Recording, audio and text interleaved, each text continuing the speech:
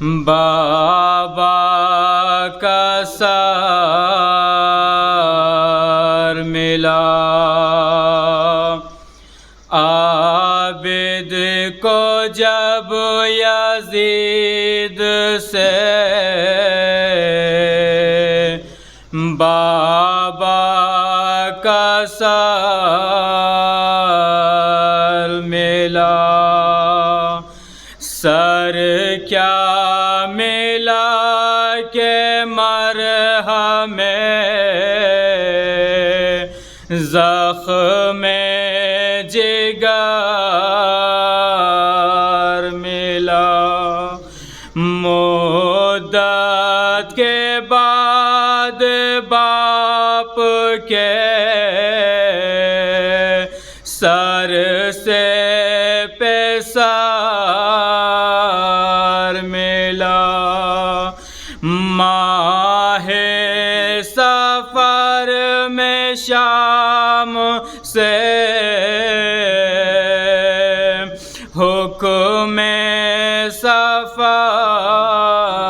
ملا، ماہ سفر میں شام سے حکم سفر ملا، ارے دیکھا جو اہل بیت نے فرق جناب کو، ارے تاروں نے آ کے گھیر لیا ماہتاب کو، تاروں نے آ کے گھیر لیا ماہتاب کو، ارے بہنوں نے باری باری لیا گود میں وہ سار، ارے زینب نے ہونٹ رکھ دیے بھائی کے ہونٹ پر، دریا بہا کے اشک کے بولی وہ نوحگر، ارے بھیا پھری ہے آپ کی ہمشیر در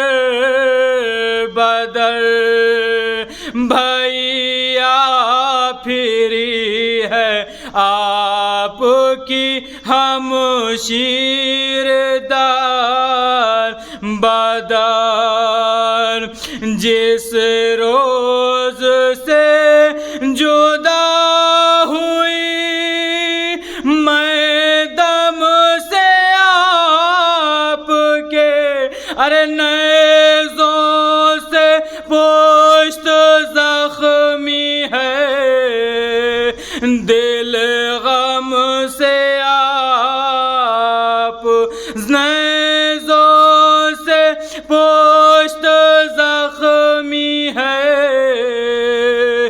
دل غم سے آپ کے، بھیا ہماری تم کو خبر بھی ہے یا نہیں، ارے بھیا ہمارے سر سے ردائیں اتار لی، بھیا تمہاری بہنیں یہاں راسی میں بندھی، بھیا تمہاری بیٹی کے ہیں سیلیاں لگی، بھیا تمہاری بیٹی کے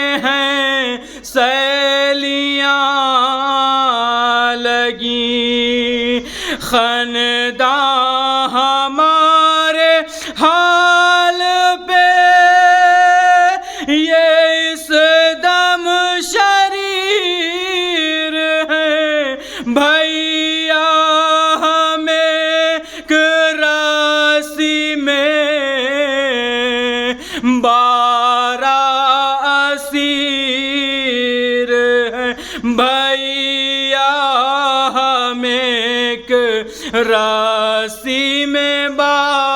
اسیر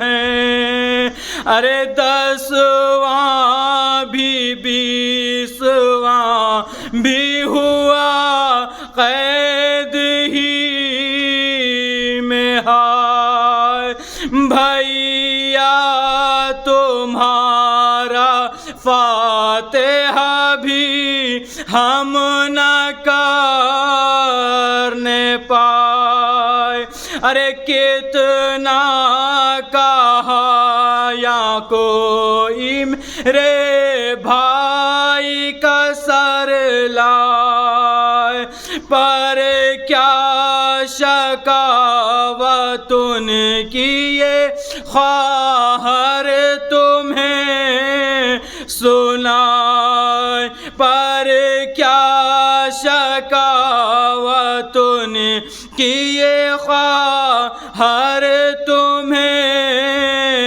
سنائے، جب فاتحہ کا آپ کے ہم نام لیتے ہیں، ارے پانی بھی اس دن ہم کو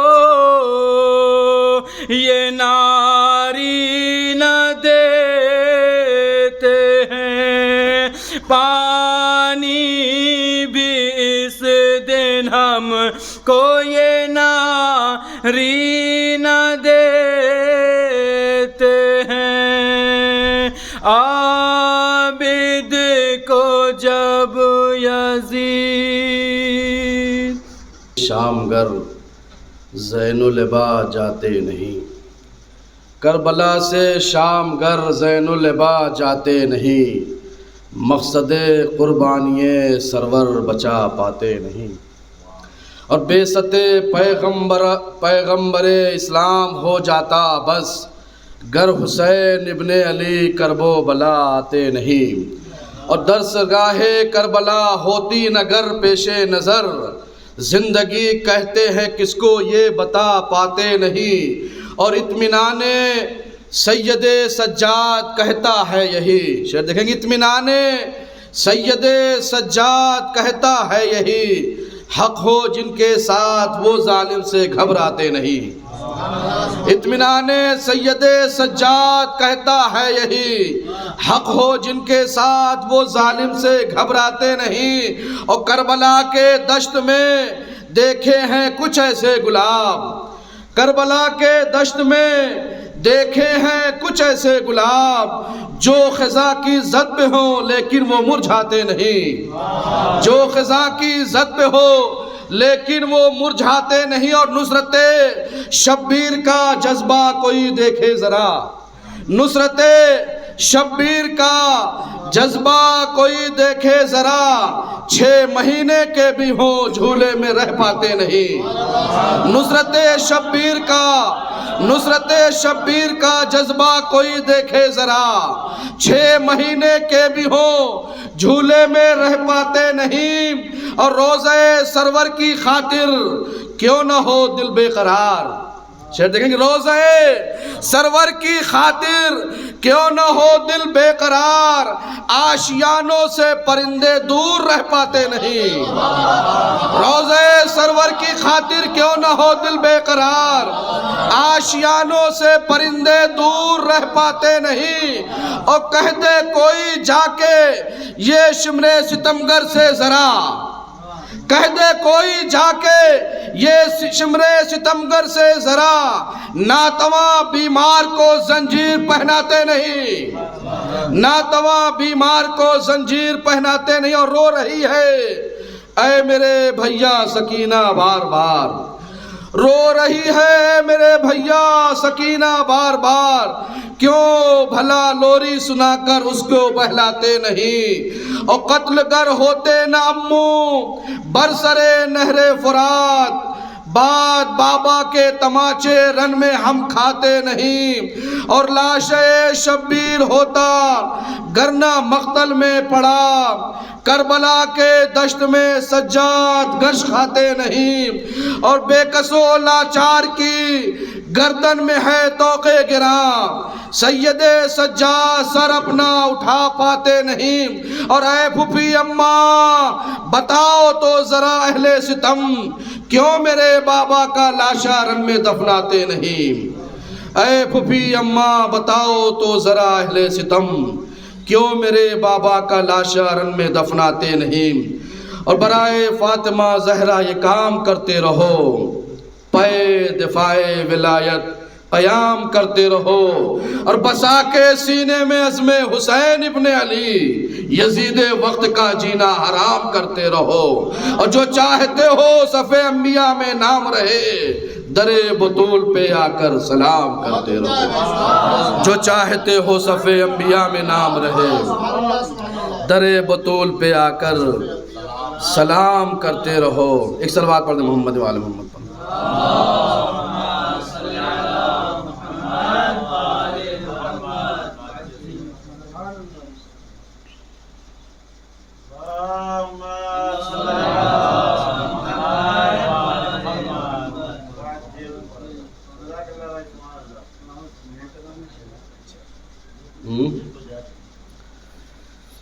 ایک اور صلوات پڑھ دیں محمد و آل محمد پر۔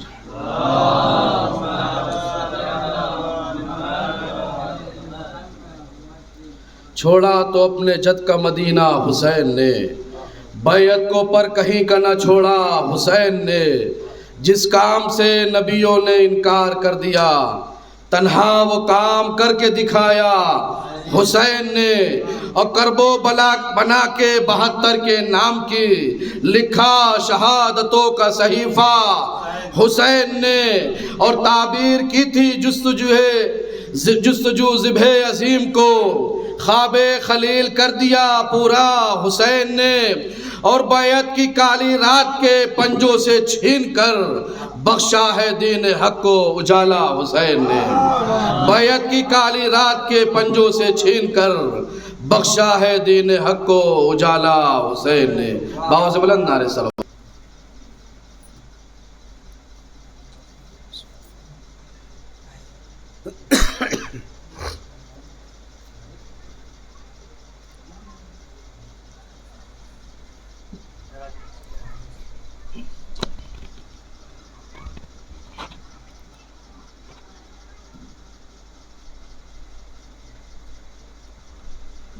رحم اللہ من قرأ الفاتحہ۔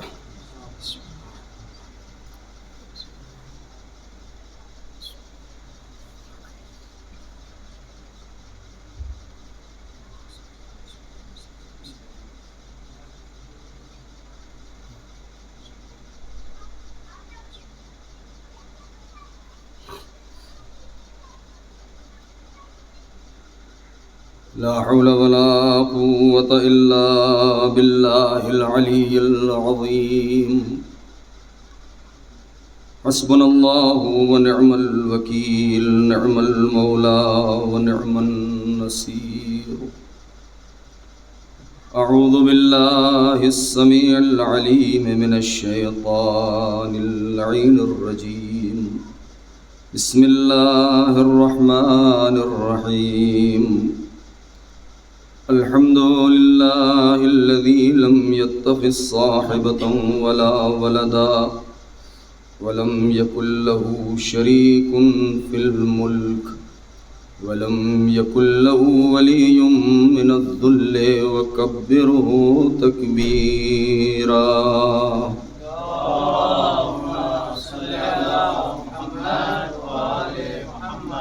والصلاة والسلام والتحية والإكرام على النبي الأمي المكي المدني القرشي الهاشمي الأبطحي، سيدنا ومولانا ومقتدانا وهادينا أبي القاسم محمد،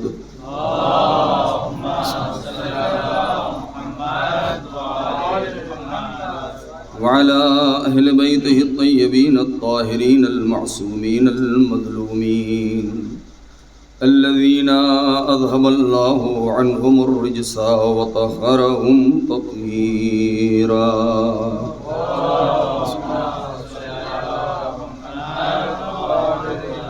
سلام على آل طه وياسين ولعنة الله على أعدائهم أجمعين من الآن إلى يوم الدين. أما بعد، فقد قال رسول الله صلى الله عليه وآله وسلم: إن لقتل الحسين حرارة في قلوب المؤمنين لا تبرد أبدا. صلوات على محمد وآله.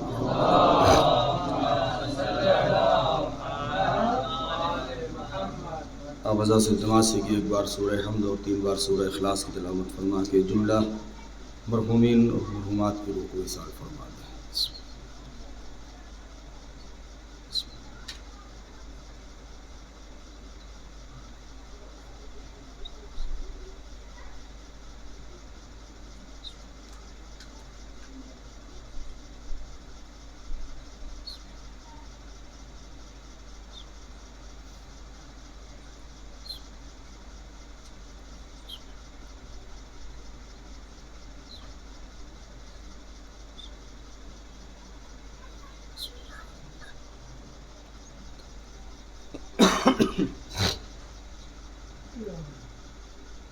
عزیزان محترم، علماء کرام، یہ سلسلے کی آخری مجلس دامن وقت میں جتنی گنجائش ہے اسی اعتبار سے کوشش یہ رہے گی کہ وقت میں کے اندر اپنے عرائض میں مکمل کر سکوں. اربعین حسینی نزدیک ہے اور ہم سب کے دل میں ایک عجیب سا غم ہے، ایک عجیب سی کیفیت ہے. کاش کہ آج ہم وہاں پہنچ سکتے اور نزدیک سے عرض ادب کر سکتے اپنے مولا اور آقا کی بارگاہ میں. سرکار ختمی مرتبت کی یہ حدیث جو 2 طریقے سے نقل ہوئی ہے. ایک، یہ حدیث منسوب ہے صادق آل محمد کی طرف کہ آپ نے یہ فرمایا کہ میرے جد نے یہ فرمایا ہے، اور ایک مستقیم خود پیغمبر اکرم سے. جامع احادیث الشیعہ میں جلد نمبر 12 میں اور مستدرک الوسائل میں موجود ہے کہ جس میں ارشاد ختمی مرتبت ہے: ان لقتل الحسین حرارۃ فی قلوب المؤمنین لا تبرد ابدا. قتل حسین سے، شہادت حسین سے مومنین کے قلوب میں، ان کے دلوں میں ایک گرمی اور ایک حرارت پیدا ہو گئی ہے کہ جو کبھی ٹھنڈی نہیں ہو سکتی ہے، کبھی خاموش نہیں ہو سکتی. ظاہراً یہ ایک مختصر سا جملہ، لیکن اگر اس پر غور کیا جائے اور اس پر ذرا دقت کی جائے تو حسین ابن علی کی شہادت اور مومنین کے قلوب میں وہ گرمی اور وہ حرارت، اس کے درمیان کیا رابطہ ہے، وہ کیسی گرمی ہے، وہ کیسی حرارت ہے کہ جو پیدا ہو گئی. علماء نے اس سلسلے میں بہت کچھ بیان کیا ہے، لیکن قابل غور بات یہ ہے کہ پیغمبر اکرم نے یہ نہیں فرمایا کہ قتل حسین سے انسانوں کے دل میں گرمی پیدا ہوگی، یا یہ نہیں فرمایا کہ مسلمانوں کے قلوب میں گرمی اور حرارت پیدا ہوگی، بلکہ ارشاد یہ ہے کہ مومنین کے قلوب کے اندر حرارت اور گرمی ایجاد ہو جائے گی اور پیدا ہوگی. اس کا مطلب یہ ہے کہ محبت حسین، شہادت حسین، مقصد حسین اور ایمان کے اندر ایک گہرا رابطہ پایا جاتا ہے۔ یعنی ضروری نہیں ہے کہ انسان دعویٰ اسلام کرے اور اس کے بعد اس گرمی کا احساس کرے۔ اگر یہ حرارت اور یہ گرمی اور وہ جوش اور وہ ولولہ اور وہ آزادی خواہی اور وہ انگیزہ اور جذبہ انقلاب اگر کسی انسان کے اندر اس بات کا احساس ہوتا ہے، ایک صلوات پڑھیں بر محمد و آل محمد۔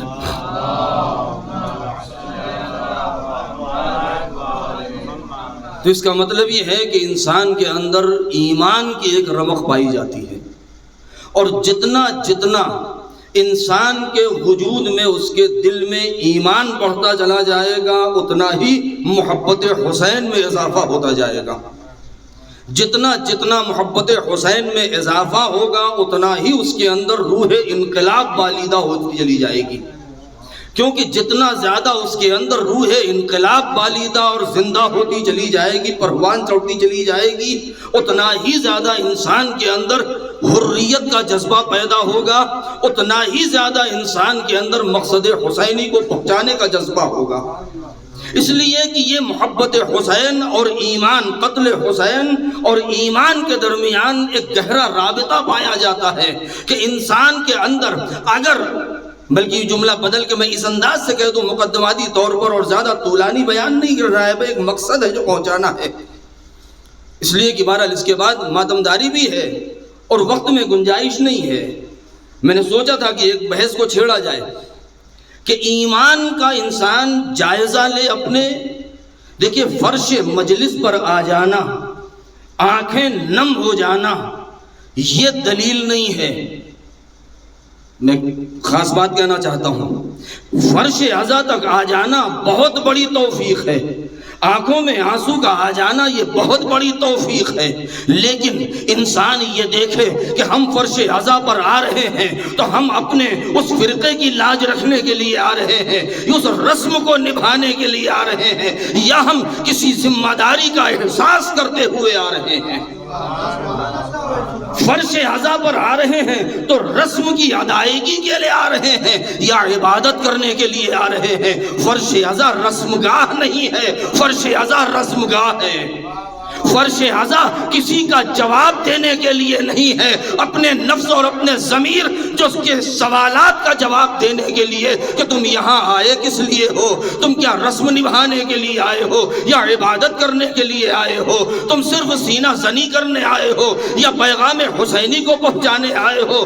اگر تم نے یہاں پر آنے کے بعد رسم کی ادائیگی کی ہے نہیں، میں نے کسی موقع پر ایک جملہ کہا تھا کہ یہ بہت بڑا امتحان گاہ ہے ہمارے لیے کہ 2 مہینے، 2.25 مہینے اگر ہم نے عزاداری کی ہے، اگر ہم نے فرش عزا سجائی ہے، اگر نوحہ پڑھا ہے، اگر مرثیہ پڑھا ہے، اگر حسین ابن علی پر آنسو بہایا ہے، تو 2.25 مہینے گزر جانے کے بعد ہر انسان کے اوپر واجب ہے کہ ہم نے جس رزم گاہ میں قدم رکھا ہے، ہم نے اپنے نفس امارہ کو قتل کیا ہے یا نہیں، ہم نے یہاں سے کچھ سیکھا ہے یا نہیں۔ اگر 2.25 مہینے کے بعد ہر انسان اپنے نفس کا جائزہ لے، اگر اس کے اندر تبدیلی کا احساس ہے تو اس کا مطلب یہ ہے کہ اس نے عزاداری کی ہے، اور اگر کوئی فرق نہیں پڑا تو اس نے رسم نبھایا ہے، عزاداری نہیں کی ہے۔ تو ہمیں دیکھنا یہ ہے کہ جتنا زیادہ ایمان کی گرمی ہوگی اتنا ہی زیادہ محبت حسین کی گرمی ہوگی۔ اس لیے کہ قتل حسین کے بعد ایک حرارت پیدا ہو گئی ہے مومنین کے دلوں میں جو کبھی ٹھنڈی نہیں ہو سکتی ہے، کبھی خاموش نہیں ہو سکتی۔ میں یہاں سے ذرا سا گریز کرتا ہوں کہ ہمیں دیکھنا ہے اس چیز کو۔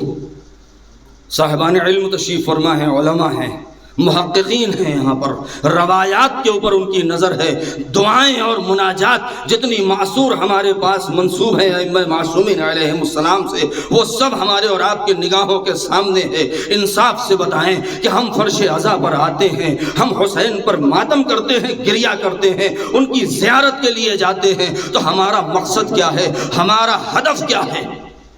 کیا ہمارا مقصد اور ہمارا ہدف صرف بہشت میں چلا جانا ہے، صرف جنت میں چلا جانا ہے؟ نہیں دوستو، جنت میں جانا ہمارا مقصد نہیں ہے۔ یہ بات بالکل سچ ہے کہ اکثر دعائیں ایسی ہیں، اکثر تعقیبات نماز ایسی ہیں کہ جس میں ہم یہ دعا کرتے ہیں وَأَدْخِلْنِي الْجَنَّةَ وَأَدْخِلْنِي الْجَنَّةَ، پروردگار ہمیں جنت میں داخل کر دے۔ لیکن یہ فرش عزا پر آنا یہ صرف جنت کی لالچ میں نہیں ہونا چاہیے۔ جن کی نظر میں صرف حور و قصور بہشت ہیں، ان کے فکروں کے اندر انجماد پایا جاتا ہے، اس لیے کہ وہ اس سے آگے سوچنے اور سمجھنے کی صلاحیت نہیں رکھتے ہیں۔ کیوں؟ اس لیے کہ ان کی نظر میں صرف یہ ہے کہ ہم مجلس اس لیے کرتے ہیں، ہم آنسو اس لیے بہاتے ہیں تاکہ ہمیں جنت مل جائے، تاکہ ہمیں فردوس کی نعمتیں مل جائیں۔ لیکن جن کی نظر فردوس بری سے آگے ہوتی ہے، کہ جن کی نظر میں حور و قصور جنت نہیں ہوتے، ان کی نظر کہیں اور آگے تک ہوتی ہے۔ اگر صرف جنت میں جانا ہی مقصود ہوتا تو حسین ابن علی نے شب عاشور ہر ایک کو جنت میں اس کا مقام دکھا دیا تھا، یہ کہہ دیا تھا کہ میں تمہارے لیے جنت کا پروانہ لکھ دوں، میں تمہارے جنت کی ضمانت لیتا ہوں، تمہارے گلے سے طوق بیعت کو اتارے لیتا ہوں، تم جانا چاہتے ہو تو چھوڑ کے چلے جاؤ۔ اگر جنت آخری منزل ہوتی تو اصحاب حسینی چلے گئے ہوتے۔ اس کا مطلب یہ ہے کہ حسینیوں کی آخری منزل جنت نہیں ہے، آخری منزل ذات حسین ہے۔ حسینیوں کی آخری منزل جنت اور بہشت نہیں ہے، حسینیوں کی آخری منزل ذات حسین ہے، حسینیوں کی آخری منزل ذات اہل بیت ہے۔ کیوں؟ اس لیے کہ جنت کے آگے بھی کچھ مقام ہے، کہ جن کی نظر صرف حور و قصور جنت کے اوپر ہے، کہ جن کی نظر صرف فردوس کے ان نعمتوں کے اوپر ہے، وہ محتاج ہیں اس بات کے، بہت توجہ چاہتا ہوں، وہ محتاج ہیں اس بات کے کہ کوئی شفاعت کرنے والا ہو تو ان کی شفاعت کرے، یعنی جنت میں جانے کے لیے دوسروں کی شفاعت کے محتاج ہیں۔ لیکن جن کی نظر اس سے آگے نکل جاتی ہے، جن کی نظر اور جن کی انتہا اور منتہا الیہ جنت نہیں ہوتی، وہ خود بھی جنتی ہوتے ہیں، دوسروں کو جنت تک لے جانے کی صلاحیت رکھتے ہیں۔ صلوات پڑھیں بر محمد و آل محمد۔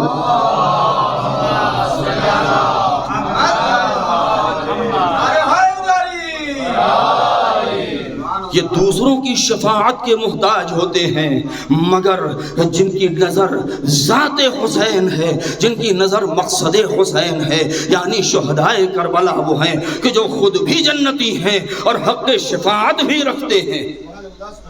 اس مقام پر مقام شفاعت کے اوپر فائز ہو جانا نہیں، جملہ بدل کے کہہ دوں کہ جن کے اندر جب نفس ترقی کرتا ہے اور نفس طہارتوں کی منزل اور ارتقاء کے مراحل کو طے کرتا ہے تو ایک منزل وہ آتی ہے کہ نفس لوامہ انسان کے اوپر اتنا غالب آ جاتا ہے، نفس لوامہ انسان کے اوپر اتنا غالب آ جاتا ہے، اتنا غالب آ جاتا ہے کہ اب وہ بارگاہ پروردگار میں جب حاضر ہوتا ہے تو اس انداز سے آتا ہے کہ وہ یہ جاننا چاہتا ہے کہ اس کی رضا کیا ہے، اس کی مخالفت کس چیز سے پائی جاتی ہے، اوامر الہی کیا ہیں، نواہی الہی کیا ہیں، احکام شریعت کیا ہیں، احکام دین کیا ہیں۔ یعنی منزل وہ آتی ہے کہ جب نفس لوامہ غالب آتا ہے اور انسان اپنی اصلاح کرنا چاہتا ہے یا اصلاح کرتا ہے تو اس کی نظر اس بات کے اوپر ہوتی ہے کہ وہ بارگاہ پروردگار میں یہ آواز دیتا ہے، اے میرے پالنے والے اتنا بتا دے کہ تیری رضا کیا ہے۔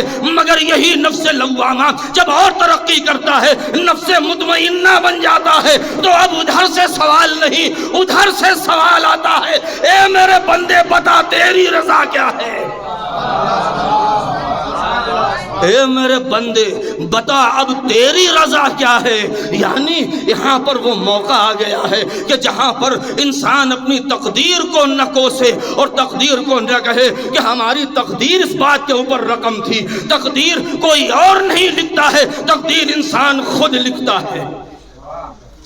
تقدیر انسان خود لکھتا ہے. یہی وجہ ہے کہ جو شاعر نے کہا کہ خود ہی کو کر بلند اتنا، اپنے ضمیر کو، اپنے نفس کو اتنا اونچا بنا دے کہ وہ خالق تجھ سے کہے کہ تیری رضا کیا ہے. اور پھر وہ منزل آ جائے گی کہ جہاں پر یہ کہا جائے گا یا ایتھا النفس المطمئنہ ارجعی الی ربک راضیۃ مرضیہ. اے میرے بندے پلٹا، اے نفس مطمئنہ پلٹا آ جا، تیری بازگشت ہو جائے. اور کہاں داخل ہو جا؟ اپنے رب کی طرف پلٹا، میرے بندوں میں داخل ہو جا، میری جنت میں داخل ہو جا. لیکن نہیں، مقام یہ نہیں ہے. جس نقطے تک ذہن کو لانا تھا وہ یہ ہے، اور اس کے بعد صرف ایک دو نکات بس. اور وہ اصلی بحث یہ ہے کہ یہاں پر یہ نہیں کہا گیا کہ ارجعی الی ربک راضیۃ یا الی ربک مرضیۃ. یہ دونوں لفظ ہیں کہ اے میرے بندے آ جا میری بارگاہ میں کہ تو مجھ سے راضی ہے، میں تجھ سے راضی ہوں. کمال یہ نہیں ہے کہ ہم کہہ دیں کہ اے خدا ہم تجھ سے راضی ہیں، کمال یہ ہے کہ خدا کہہ دے بندے ہم تجھ سے راضی ہیں. یہ کمال نہیں ہے کہ ہم کہہ دیں ہم حسینی ہیں، حسین کہہ دے یہ ہمارے ہیں.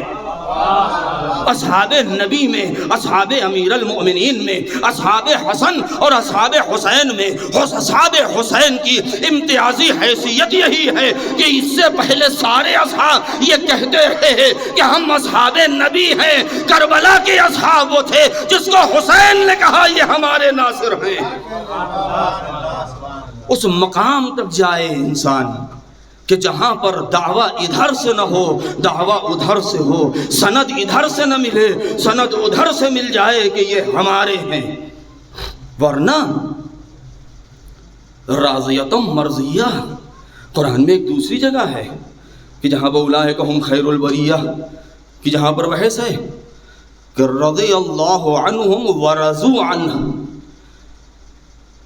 کہ پروردگار ان سے راضی اور وہ اپنے رب سے راضی ہیں.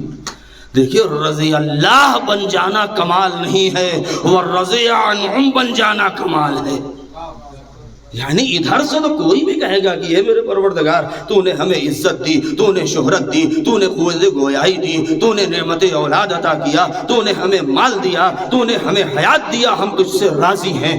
مگر مرحلہ یہ ہے کہ ادھر سے کبریا یہ آواز دے دے کہ ہم بھی تجھ سے راضی ہیں. یہی وہ مقام ہے. اور اس آیت کے سب سے پہلے اور مصداق اتم وہ اہل بیت علیہم السلام. اس میں آخری مرحلے کے قریب ہوں، زیادہ طولانی بیان نہیں دینا، کہ وہ اہل بیت کون؟ اہل بیت مقام کیا ہے ان کا؟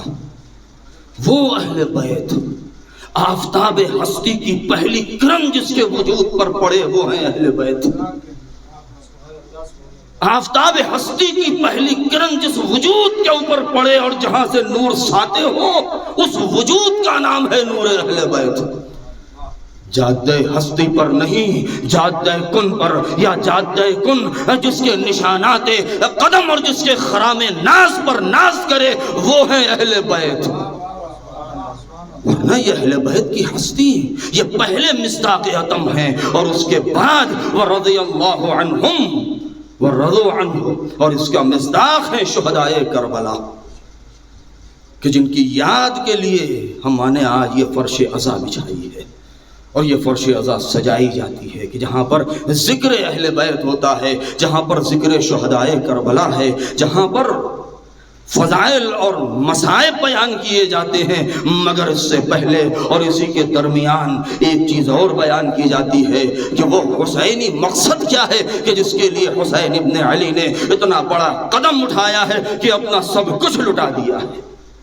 وہ کون سا ہدف ہے، وہ کون سا مقصد ہے؟ حسین ابن علی نے اپنا جو مقصد بیان کیا ہے وہ دو ہی تین مقصد تو ہے. اصلاح امت ایک مقصد ہے، امر بالمعروف ایک مقصد ہے، نہیں عن المنکر ایک مقصد ہے، اور سیرت نبوی اور سیرت علوی کو قائم کرنا ایک مقصد ہے. فرش عزا پر ضروری ہے کہ ان مقاصد حسینی کو بیان کیا جائے تاکہ جوانوں کے اندر شعور اور بصیرت بیدار ہو سکے. सोए हुए ज़मीर को जगाया जा सके। ये फर्श अज़ा क्या है? ये फर्श अज़ा, इसकी अहमियत को समझें। ये सिर्फ चांदनी का बिछा देना, ये कुमकुमे का लटका देना, ये रोशनी कर देना, ये शमा जला देना, ये सिर्फ इन चीज़ें, ये अनासर तो हैं लेकिन अरकान आज़ादारी नहीं है। नहीं, अरकान आज़ादारी हैं मगर रूह आज़ादारी नहीं है। इसलिए कि रूह आज़ादारी क्या है हमको समझने की ज़रूरत है। 40 बहुत नज़दीक है, 40 बहुत नज़दीक है। ये रूह आज़ादारी क्या है? फर्श अज़ा पर हमें क्या सीखना चाहिए, क्या सिखाना चाहिए? ये फर्श अज़ा वो है जहाँ आंसुओं की झलाझल में पैगाम हुसैनी सुनाए जाते हैं, जहाँ बेबांगे दोहल पैगाम शुहदाए करबला पहुँचाए जाते हैं, कि जहाँ यही बेबांगे दोहल पैगाम करबला पहुँचाए जाते हैं, तो वहाँ पर ज़रूरी है कि मातमों की धमक के अंदर वो पैगाम हुसैनी पहुँचाए जाएँ। जहाँ मातमों की धमक हो तो वहीं पर किरदार हुसैनी की झलक भी पाई जाए। जहां किरदार हुसैनी की झलक है तो वहीं मोमिनों के किरदार के अंदर सीरत नबवी और सीरत अलवी की महक भी पाई जानी चाहिए। जहां ये महक पाई जाए वहां अफवाज हुसैनी की तलवारों में चमक भी होनी चाहिए। वहीं मजलूमों के लिए हमारे दिल के अंदर लचक भी होनी चाहिए।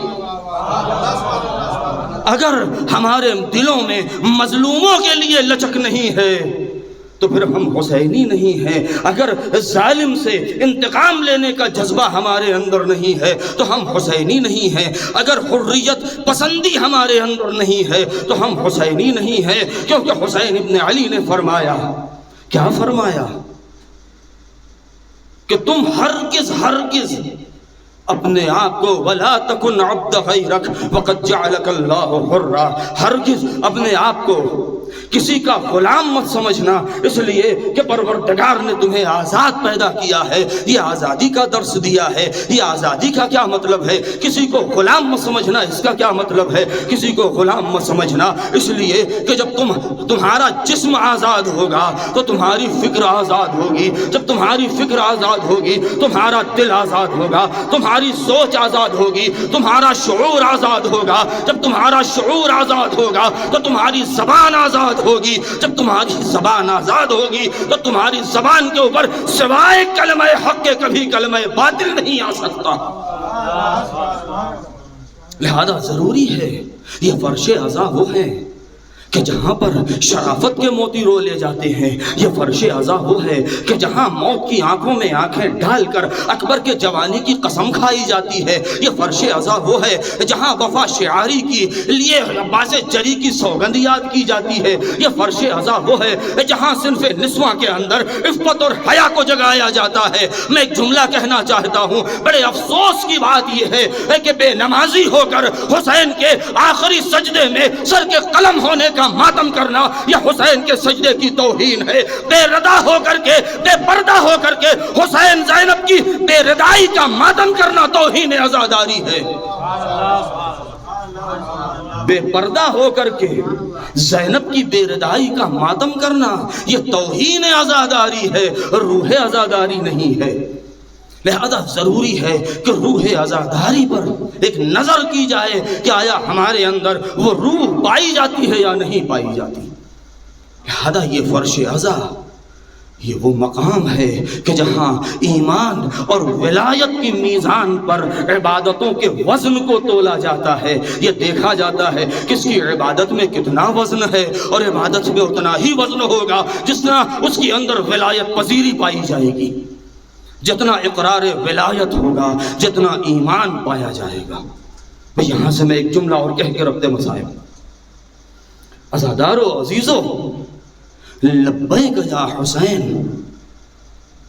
लब्बैक या हुसैन हम और आप हमेशा कहते हैं, मगर हमें देखना होगा कि ये लब्बैक या हुसैन के मानी क्या है। क्या मानी है? हज पर लोग जाते हैं लब्बैक अल्लाहुम्मा लब्बैक, क्या मतलब? ए परवरदिगार तूने बुलाया हम आ गए, तेरी आवाज़ पर हमने लब्बैक कही है। जिस मनासिक के लिए, जिन अमाल के लिए तूने हमें बुलाया है हम तेरी बारगाह में आ गए हैं। تو لبیک یا حسین کا مطلب یہ ہے، یہ لبیک یا حسین اسی حلم ناصرین کا جواب ہے۔ اگر یہ اسی حلم ناصرین کا جواب ہے کہ جو حسین نے عصر عاشور آواز بلند کی تھی کہ کون ہے جو میری نصرت کرے، تو کیا حسین اپنے کو بچانے کے لیے بلا رہے تھے؟ نہیں، حسین اپنے مقصد کو آگے پہنچانے کے لیے کہ ہماری نصرت کرنا ہے تو نصرت کرو۔ لہذا یہ لبیک یا حسین کے معنی کو ہمارے واسطے واضح ہونا چاہیے، صرف زبانی نہیں بلکہ عملی اعتبار سے ہمیں کر کے دکھانا ہوگا۔ لبیک یا حسین یعنی صرف یوں ہی نہیں کہ ہم نے کہہ دیا اے مولا ہم آ گئے۔ لبیک یا حسین کا مطلب یہ ہے کہ بچوں کی ایسی تربیت کیا جائے جیسے کربلا والوں نے کی ہے۔ لبیک یا حسین کا مطلب یہ ہے جوانوں میں ایسے شعور جگائے جائیں جیسے کربلا والوں کے اندر شعور تھا۔ انسانوں میں، مسلمانوں میں ایسی بصیرت ایجاد کی جائے جیسی کربلا والوں میں بصیرت تھی۔ یعنی لبیک یا حسین کا مطلب یہ اسی نعرے کا جواب ہے کہ اے میرے مولا، اگر آپ اپنے جد اور بعد کی سیرت کو لے کر کے آئے تھے تو آج ہم لبیک یا حسین کہہ کے اس بات کا عہد و پیمان کرتے ہیں کہ ہم اسی سیرت پر قائم رہیں گے، اس کو آگے بڑھاتے رہیں گے۔ لہذا ہمیں ان سب باتوں پر غور کرنے کی ضرورت ہے۔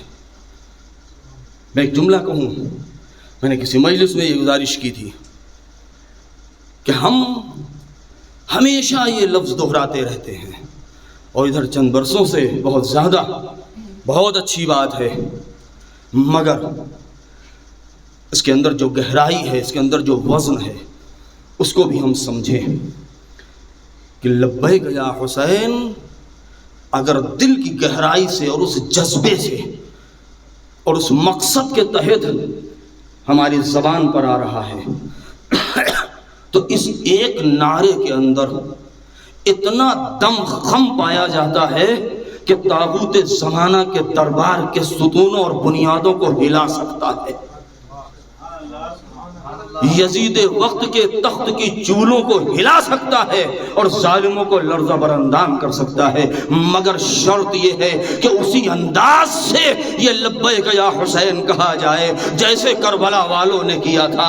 آپ جانتے ہیں آج تاریخ پڑھنے کی ضرورت ہے، آج طاغوتی سازشوں کو سمجھنے اور بصیرت کی نگاہ سے دیکھنے کی ضرورت ہے۔ ذرا سوچیں، ادھر چند برسوں میں جو اتنے زیادہ حملات ہونے لگے ہیں یہ عزاداری کے اوپر، ہمارے ان اصولوں کو تخریب ہمیں آج سمجھنے کی ضرورت ہے کہ تخریبی طاقتیں کون کون سی ہیں اور وہ تعمیری عناصر کون کون سے ہیں۔ اگر ہم نے یہ نہ سمجھا تو کہیں ایسا نہ ہو کہ ہم بھی انہی تخریبی طاقتوں کے آلہ کار بن جائیں، انہی تخریبی طاقتوں کے آلہ کار نہ بن جائیں۔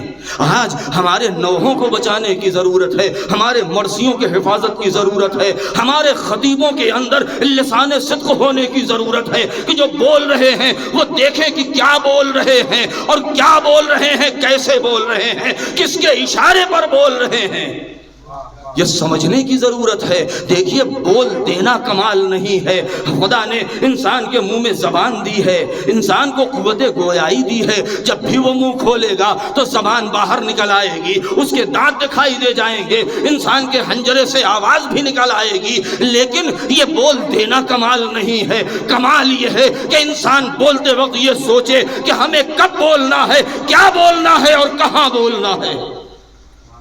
اگر ہمارے ذاکرین اس بات کو سمجھ جائیں کہ موقع محل دیکھ کر کے بولیں تو واقعاً اس میں بہت سدھار آ جائے گا۔ ہمارے دشمنوں نے ہم سے زیادہ ہماری تاریخ کو پڑھا ہے، بس آخری فقرہ، ہم سے زیادہ ہماری تاریخ کو پڑھا ہے۔ شاید ہم نے واقعات کربلا کی اتنی تحلیل نہیں کی ہے جتنا دشمنوں نے اس کے اوپر کام کیا ہے، جتنے تھیسز لکھی گئے ہیں، جتنے پی ایچ ڈی وغیرہ اس کے اوپر کی گئی ہے، جتنی تحقیقات انجام دی گئی ہے۔ یہودیوں نے جتنا کام کیا ہے اتنا ہم نے نہیں کیا، عیسائیوں نے جتنی محنت کی ہے اتنا ہم نے نہیں کیا، اس لیے کہ ہمیں کتاب اٹھانے کی، ہمارے قوم کے نوجوانوں کو کتابیں اٹھانے کی ضرورت نہیں۔ کل قبلہ و کعبہ نجیب صاحب نے یہ بیان کیا کہ عزاداری نے بہت کچھ دے دیا ہے. میں کہتا ہوں واقعاً عزاداری نے ہمیں سب کچھ دے دیا ہے. میں نے ایک جملہ کسی مجلس میں کہا تھا کہ یزید نے شام میں اپنے زعم ناقص میں یہ سوچا تھا کہ ہم نے سب کچھ ختم کر دیا. سید سجاد نے جناب زینب نے اپنے خطبے میں اس بات کا اعلان کیا, او یزید تو یہ سمجھتا ہے کہ تو نے سب کچھ ختم کر دیا, ہمارا فخر یہ ہے کہ ہمیں اس بات پر یقین ہے کہ ہمارا سب کچھ بچ گیا ہے.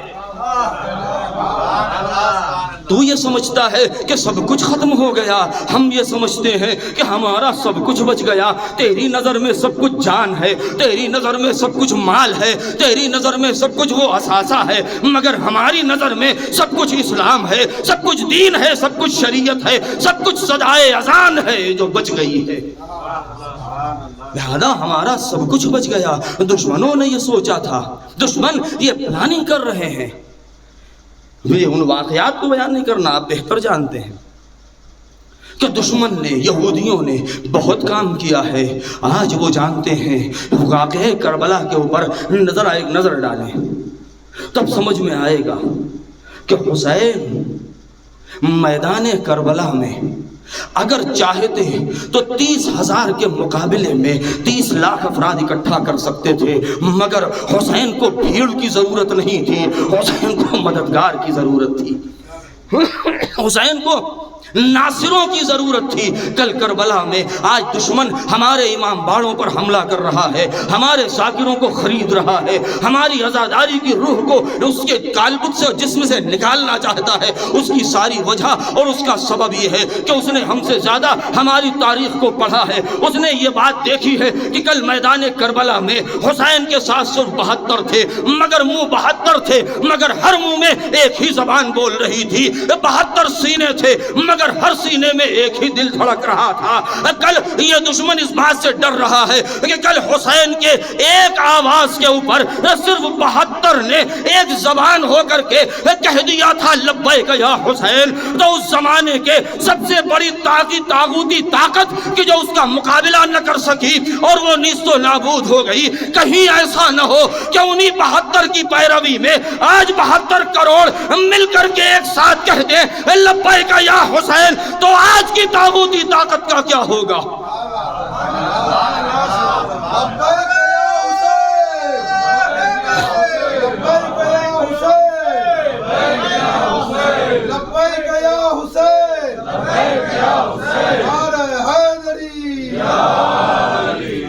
بس سمجھنے کی ضرورت ہے. ہمارے اس لبیک کو اس لبیک سے متصل ہونا چاہیے جس جذبے کے تحت انہوں نے کہا تھا. آج امام وقت کے لیے اسی جذبے سے ہمیں کہنا ضروری ہے کہ جب ہمارے اندر وہ جذبہ ہوگا تب جا کے ہم اس زمرے میں شامل ہوں گے, ورنہ کتنے کریم ابن کریم ہیں ہمارے آقا. سوچیں, علماء سے آپ نے سنا, آپ نے خود پڑھا ہے, آپ خود صاحب منبر ہیں, کتنے ایسے علماء جنہوں نے خواب دیکھا کہ وہ ایک امام کے سامنے دعویٰ کیا کہ ہم ہوتے تو ہم بھی تیر کو روک لیتے. اور واقعہ آپ کے پیش نظر ہے, لیکن کتنے کریم ہیں کہ امام نے کہہ دیا. وہ جانتے ہیں ہماری حیثیت کو, ہماری حالت کو, ہماری شجاعت اور بہادری کو, ہمارے جوش اور ولولے اور جذبے کو, لیکن اس کے باوجود بھی کتنی آسانی سے کہہ دیا اے میرے چاہنے والوں, ہمیں معلوم ہے کہ تم ہمارے اصحاب کے برابر نہیں ہو سکتے, مگر پھر بھی تم اپنی زبان سے ایک بار کہہ دو یا لیتنا کننا معکم فافوز فوزا عظیما, تم کہہ دو گے ہم قبول کر لیں گے. اب اس سے بڑا کرم اور کیا ہوگا کہ آج اتنے سال کے بعد ہم بڑے آسائش و آرام میں بیٹھ کر کے ہم یہ جملہ کہہ دیں, ہر نماز کے بعد کہہ دیں کہ یا لیتنا کننا معکم فافوز فوزا عظیما. اے کربلا والو, کاش کہ ہم بھی وہاں ہوتے تو تمہارے ساتھ اس فوز عظیم پر فائز ہو جاتے, اس مقام تک پہنچ جاتے. کتنا آسانی سے کہہ دیا. لیکن ہاں, ذرا اس منظر کو کوئی سوچے. بس یہ ایام کہ یہ جذبہ, وہ حوصلہ تھا ثانی زہرا کا, وہ سید سجاد کا وہ جگر تھا, 15 تاریخ قافلہ حسینی کے اوپر کیا کچھ بیت گئی ہے ہمیں نہیں معلوم. کیوں؟ اس لیے کہ کتنے ایسے مصائب ہیں جو ہم تک نہیں پہنچے ہیں. ہمارے کتنے ایسے مقاتل مقتل کی کتابیں ہیں کہ جو نابود ہو چکی ہیں، ہم تک نہیں پہنچی. لیکن اس کے باوجود بھی ثانیہ زہرا کی وہ آواز گنبد تاریخ میں گونج رہی ہے کہ جو ضمانت ہے اس فرش عزا کہ تاروز قیامت بقا کے لیے، کہ جو انہوں نے کہا تھا اے یزید یا یزید واللہ لا تمحو ذکرنا، اے یزید ہمارا ذکر ہرگز مٹے گا نہیں. اب جب علی کی بیٹی نے کہہ دیا ہے تو اب کس طاقت میں، کس قوت میں اور کس حکومت میں اتنی طاقت ہے کہ جو اس ذکر حسین کو مٹا دے. لیکن ہاں یہ ایک ذکر یہ ہے کہ جو ہم اور آپ یہاں بیٹھ کے کر رہے ہیں، ہر طریقے کا سکون ہے، پرسکون ماحول ہے، مگر ہائے وہ پہلی فرش عزا، ہائے وہ پہلی فرش عزا جو زینب نے بچھائی. کیسے ماحول میں بچھائی، کس عالم میں بچھائی کہ جہاں اس سے پہلے رونے کے اوپر پابندی تھی، فریاد کے اوپر پابندی تھی وہ. لیکن ایسے ماحول میں کہ جب حکم رہائی ملا، جب حکم رہائی ملا ہے تو زینب نے سب سے پہلے کیا کہا تھا کہ مجھے اتنی اجازت چاہیے اور اتنی مہلت چاہیے کہ ہم اپنے بھائی پانسو بہا لیں، اپنے بھائی کا ماتم کر لیں، اس لیے کہ جب سے میرا بھیا مارا گیا ہے ہم رو نہیں سکے، ہم ماتم نہیں کر سکے ہیں. عزادارو بہت روئیں گے آپ، ذرا تصور کریں یہ ایام وہ ایام ہے کہ جو حکم رہائی مل چکا ہے، یہ قافلہ شام سے کربلا کی جانب چل چکا ہے. ایک مرتبہ ارے مورخین نے عجیب منظر لکھا ہے کہ اکثر و بیشتر ایسا ہوتا تھا کہ سید سجاد کو زندان شام سے دربار میں بلایا جاتا تھا، لیکن جتنی دیر تک وہ دربار میں رہتے تھے چاہنے والی پھپھی تڑپتی رہتی تھی، پروردگارا ارے میرے بھتیجے کی خیر ہو، ہائے امام وقت کی خیر ہو. اور جیسے ہی زندان میں آتے تھے تو بڑھ کے ارے گلے میں باہیں ڈالتی تھی، اے میرے لال ارے خیر تو ہے، تجھے کس لیے بلایا گیا تھا. کہ اسی مت میں ایک مرتبہ جب سید سجاد کو دربار میں بلایا گیا اور جانے کے بعد جب ایک مرتبہ لوہار کو بلایا گیا، ہتکڑیاں کاٹی گئی، بیڑیاں اتاری گئی، دھوکے خار خار اتارے گئے، اور ایک مرتبہ یزید نے کہا اے علی ابن الحسین ہم نے تمہیں آزاد کر دیا، اب تمہیں اختیار ہے، چاہے دمشق میں رہو، چاہے مکہ چلے جاؤ، چاہے مدینے جس شہر میں رہنا چاہو، جیسی رفاہی زندگی چاہو ہم تمہارے لیے آمادہ کریں گے. امام وقت ہیں، حجت خدا ہیں، مگر آئے زندان میں اپنے پھوپھی کے پاس، ارے جیسے ہی زینب کی نظر پڑی ہے کہ نہ گلے میں طوق ہے، ارے نہ پاؤں میں بیڑی ہے، نہ ہاتھوں میں ہتکڑی ہے، تڑپ گئی. اے میرا لال ارے خیر تو ہے. فرمایا پھوپھی اماں ارے ہمیں حکم رہائی مل گیا. یزید کا کہنا یہ ہے کہ ہمیں اختیار ہے، جہاں چاہو چلے جاؤ. زینب نے کہا اے میرے لال ارے یہ پیغام پہنچا دے کہ میں سب سے پہلے اپنے بھیا کا ماتم کرنا چاہتی ہوں، ایک گھر خالی کرا دیا جائے. ارے حکم کی تعمیل ہوئی، دمشق میں گھر خالی کرایا گیا. بعض روایتوں میں 3 دن ہے، بعض میں 7 دن ہے کہ زینب کو اور بیویوں کو وہاں پہنچایا گیا. ہائے فرش بچھائی گئی، مسند لگائی گئی. اے عزادارو ارے جہاں ایک سوگوار ہو وہاں پرسا اسی کو دیا جاتا ہے. ارے جہاں سب کے سب سوگوار ہو ارے کون کس کا پرسا دے. ارے سید سجاد پھوپھی کو عون و محمد کا پرسا دے یا رباب کو اصغر و سکینہ کا پرسا دیں. ہائے زینب سید سجاد کو ان کے بابا کا پرسا دیں یا ام کلثوم زینب کو ارے ان کے بھائی کا پرسا دیں. ہائے مسند لگائی گئی، عابد بیمار کو بٹھایا گیا، سب ایک ایک کر کے آتی رہی، ارے پرسا دیتی رہی. ارے شام کی عورتیں اکٹھا ہو گئی، شور گریہ بلند ہو گیا. اجرکم علی اللہ، شور گریہ بلند ہوا، بس عزادارو ہائے وہ تبرکات واپس ملنا شروع ہوئے، وہ چادریں ملنا شروع ہوئی، ایک ایک چادر آتی رہی، ارے بیویاں اس کو لیتی رہی۔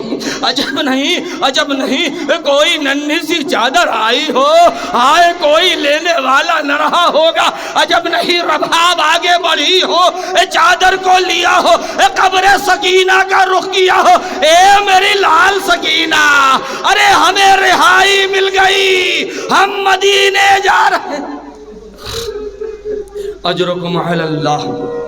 3 دن کے بعد وہ وقت بھی آیا کہ جب ایک مرتبہ یہ کاروان حسینی تیار ہوا کہ اب اس کو شام سے آگے نکلنا ہے، کربلا کی جانب جانا ہے، تو یزید نے 2 نام ملتے ہیں، نعمان بن بشیر یا بشیر بن جزلم، یہ دونوں نام ملتے ہیں کہ ان کو حکم دیا کہ محملیں سجائی جائیں، عماریاں لگائی جائیں، اور اس کے بعد 30 جوانوں کو ساتھ میں کیا گیا کہ بڑے عزت و احترام کے ساتھ دیکھنا، اس بات کا خیال رکھنا سواری کو زیادہ تیز نہ چلانا، بیویوں کو تکلیف نہ ہونے پائے، بیویوں کو تکلیف نہ ہونے پائے، اور جہاں کہیں منزل ہوگی تم لوگ دور ہٹ جانا تاکہ اہل حرم وضو کر سکیں، کسی نامحرم کی نظر نہ پڑنے پائے۔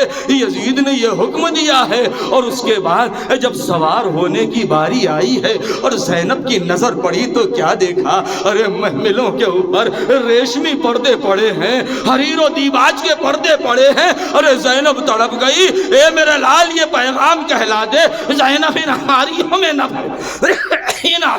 میں نہ بیٹھے گی، بلکہ ہم سوگوار ہیں، سیاہ پرچم لگائے جائے، سیاہ پردے لگائے جائے، ارے زینب سوگوار ہے، اپنے بھائی کی عزادار ہے۔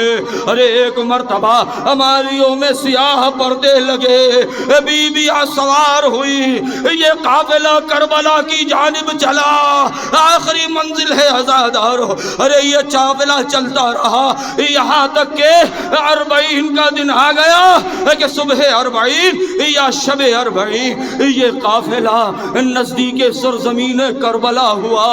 تاریخ کہتی ہے کہ جابر ابن عبداللہ انصاری اپنے کچھ احباب کے ساتھ، اپنے کچھ چاہنے والوں کے ساتھ قبر حسین پر موجود ہیں اور گریو ماتم کر رہے ہیں کہ اتنی مرتبہ ایک مرتبہ یہ قافلہ جب سرزمین کربلا کے نزدیک پہنچا، ارے سید سجاد نے روک دیا، بشیر بن جزلم آگے بڑھا کہ دیکھیں ارے قبر حسین پر کوئی ہے تو نہیں۔ ایک مرتبہ بشیر نے آواز لگائی، اے قبر حسین کے مجاورو، ارے تحت نظر دور ہٹ جاؤ، حسین کی بہن آ رہی ہے۔ عجب نہیں زینب کا دل تڑپ گیا، ارے کاش کوئی کل کوفے میں شام میں یہی آواز لگانے والا ہوتا، اے اہل شام اپنی نگاہوں کو نیچا کر لو، نبی زادی آ رہی ہے۔ ارے یہ قافلہ قبر حسین پر پہنچا، زینب نے اپنے آپ کو گرا دیا، اے بھائیا ارے آپ کے بعد زینب کو رسن باندھی گئی، بے مقنعو چادر کشا کشا پھرائی گئی، آپ کی امانت زندان شام میں رہ گئی۔ وَسَيَعْلَمُ الَّذِينَ ظَلَمُوا أَيَّ مُنقَلَبٍ يَنقَلِبُونَ أَلَا لَعْنَةُ اللَّهِ عَلَى الْقَوْمِ الظَّالِمِينَ۔ ماتم حسین یا حسین یا حسین۔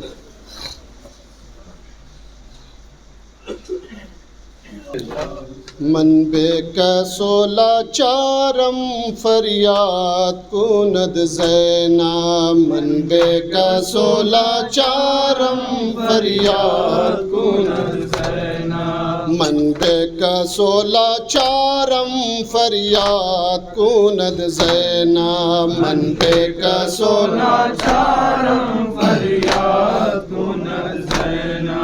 بارنج و علم چشمم از قطره خو پرنم برباشدہ زینا من بے کس لاچارم فریاد بارنج و علم چشمم از قطره خو پرنم برباشدہ زینا من بے کس لاچارم فریاد من بے کس لاچارم فریاد مقتل میں اپنے بھائی کی تربت بنا چکی مرقد پہ ہر شہید کے آنسو بہا چکی بچوں کو اپنے گرم زمیں پر سلا چکی ہر آرزو میں خاک میں اپنی ملا چکی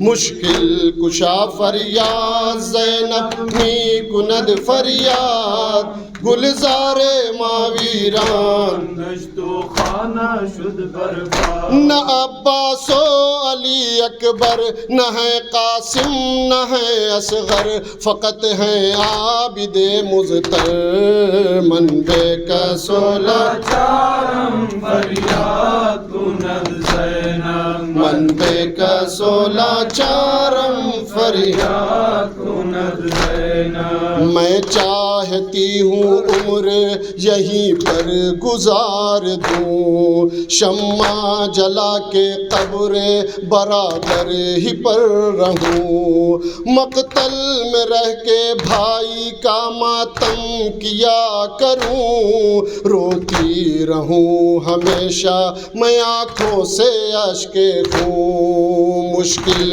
کشا فریاد زینب می کند فریاد گلزار ویران گشت و خانہ شد برباد وطن جا کر کروں گی کیا میری تقدیر میں بابا ہے جب لکھی ہوئی ٹھوکر من بے کس لاچارم فریاد کند زینب من بے کس لاچارم فریاد کند زینب ایک بوند آب دیتے نہ تھے بانیے ستم دریا کے پاس رہ کے بھی پیاسے رہے حرم آواز اللہ تشکی جو آتی تھی دم بدم رو رو کے ننھے بچوں کو سمجھا رہے تھے ہم مشکل کشا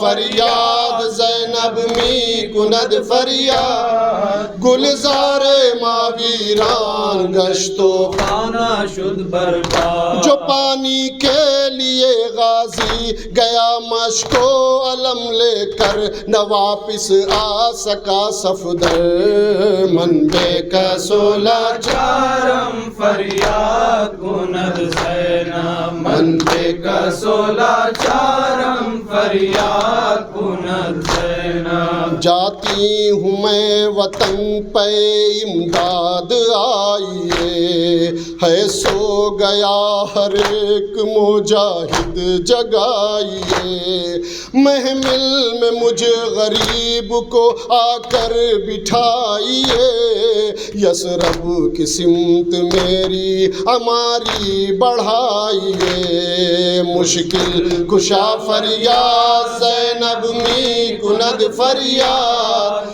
گلزار ماویران گشت و خانہ شد برباد تمنا ہے یہی میری کہ جنگل سے میرے بابا مجھے پہنچائیے اب گھر من بے کس لاچارم فریاد کند زینب من بے کس لاچارم فریاد کند زینب بارنج و عالم چشمم از قطرہ خون پرنم برباد شدہ زینب من بے کسولا چارم فریاد کند زینب من بے کسولا چارم فریاد کند زینب یثرب میں جا کے فرش عزا میں بچھاؤں گی رو رو کے میں اخی کی سنانی سناؤں گی بھیا کے غم میں اہل وطن کو رلاؤں گی میں بیویوں کو داغ رسن بھی دکھاؤں گی مشکل کشا فریاد زینب می کند فریاد گلزار ماویران گشت و خانہ شد برباد جدا ہوتی ہوں تربت سے میں اب جا کر مدینے میں کروں گی ماتم سرور من بے کسولا چارم فریاد کند زینب من بے کسولا چارم فریاد کند زینب جاتی ہے کربلا سے ظفر بنت فاطمہ رو رو کے عرض کرتی ہے یا شیر کبریا جنگل میں ہائے کون ہے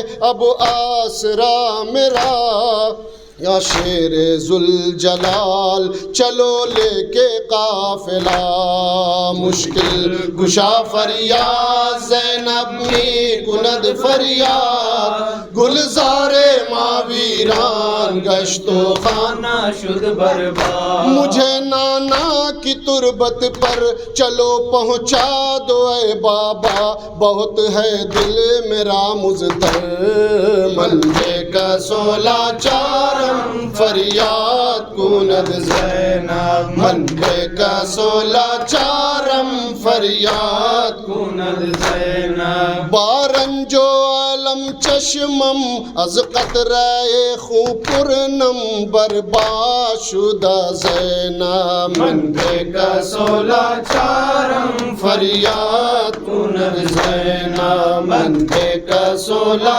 چارم فریاد کند زینب بارنجو عالم چشمم از قطرہ خون پرنم برباد شدہ حسین حسین حسین